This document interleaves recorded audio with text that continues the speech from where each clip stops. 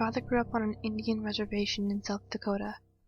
It is a place with few trees and even fewer people, and there's been little development since the place was settled many, many years ago.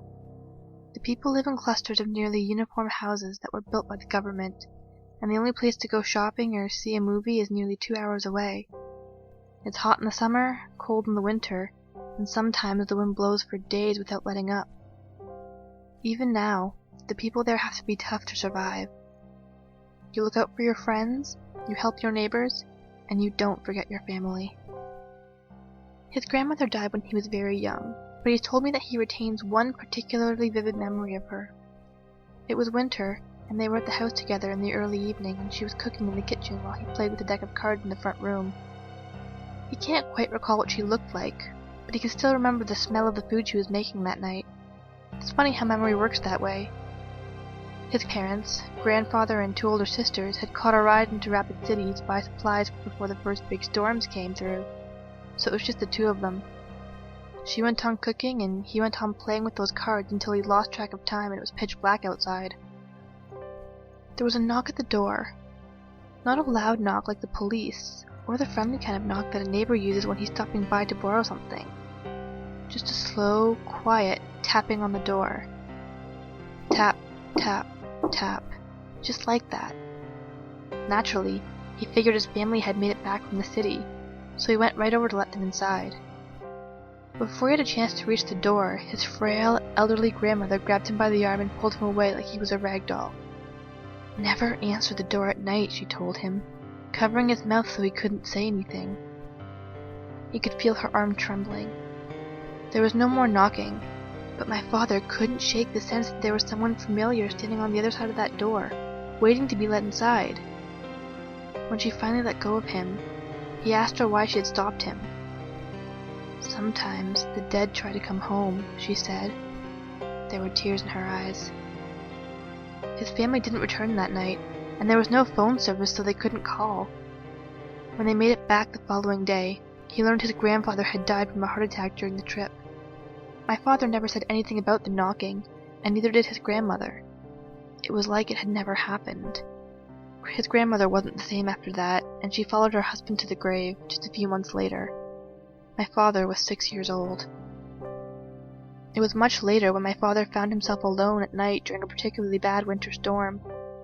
The wind howling outside and the rest of the family stranded miles away. They had gone into the city that morning, and wouldn't be able to come back until the storm let up and the roads were cleared. Eventually, the electricity went out, and the only light came from the stove they used for heating. The worst part of the storm lasted a few hours, but it finally got quiet outside as the wind slowed and the windows stopped rattling. Then the knock came again, the same tapping at the door from years before, like fingers barely brushing against it. My father couldn't bring himself to look out the window to see if anyone was standing outside, but for some reason, he found himself drawn to the door, like he had to open it. It was only when he felt the cold from beneath the door on his bare feet that he stopped. He called outside asking who was there. "It's me," came the voice from the other side of the door. "Let me inside, it's cold." He recognized the voice, since it belonged to his eldest sister. He had his hand on the doorknob when his grandmother's words came back to him, and the feel of her hand gripping his arm. Never answer the door at night.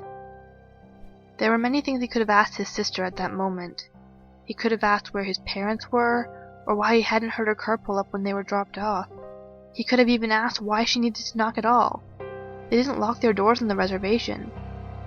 He didn't ask her any of those things. Instead, he told her to go around to the back, and he would let her inside. Before he could say anything, or even think anything else, he heard the knocking start at the back door, like she had been there the entire time. Instantly. Tap, tap, tap. He didn't open the door, and spent the rest of the night curled up on the floor. His family had tried to return home earlier that evening, and got into a car accident in the snow. His father had broken his legs in 2 places.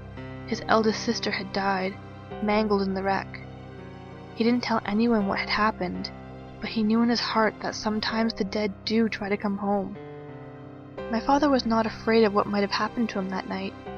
When he told me the story, he was sorrowful, He always regretted that he lost his opportunity to see his sister one last time. I know that's why he went home by himself, then waited when my mother died. You don't forget your family. I know he heard that knocking on the door, tap, tap, tap, like he remembered from his youth. I also know that he forgot something very, very important. The fear in his grandmother's voice on that cold winter night, and the way she held him with all her strength. Never answer the door at night.